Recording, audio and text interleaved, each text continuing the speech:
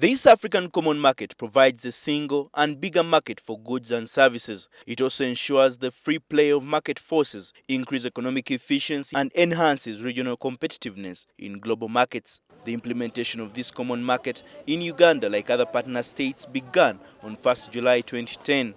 Exactly 1 year down the road, the East African Affairs Ministry and other stakeholders believe that progress has been registered. Across the board, movement of goods, movement of persons, movement of businesses, relocation into Uganda and Ugandans into other partner states has all progressed well. More specifically, we think it has consolidated the market, consolidated the customs union, and stretched it from the trade of goods to trade in provision of services. Going down to those directly in the market, Uganda's business people describe the impact of the common market in the last 12 months as very minimal, which they believe is due to ignorance of the whole program.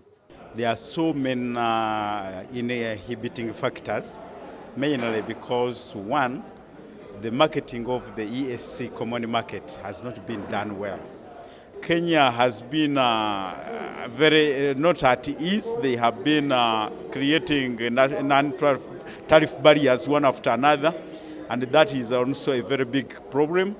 And as we're speaking, a lot of Ugandans are losing money because the Kenyans are coming and doing business. They come in with the fuel boat from Kenya. They come in with the foodstuffs from Kenya, and they enter our national parks.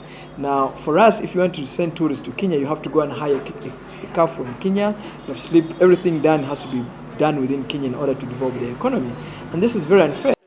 East African Community Ministry officials in Kampala agree that implementation has been slow, but point the finger at the laws that are yet to be harmonized to facilitate the process. Our anticipation had been that this process would take place in just a single year.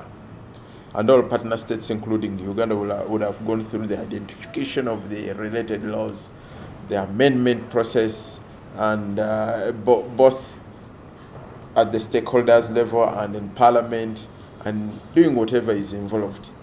It looks that one was an underestimation. The perception challenge has also been singled out as a hurdle in the common market, but more significant has been the current commodity price increases that recently hit the whole region, affecting the economic efficiency of partner states. It is across the board. Fuel prices have been increasing in Uganda the way they have been increasing in Nairobi or Kenya, in Tanzania. So the effect tends to smoothen out within the region. If we had a railway which would connect from Mombasa up to Bujumbura, it would be an interesting area for the business people. You would definitely reduce loss of costs related to transport. That is something we would expect the East African community to work towards, to have the railway master plan put in place. Michael Baleke, NTV Tonight.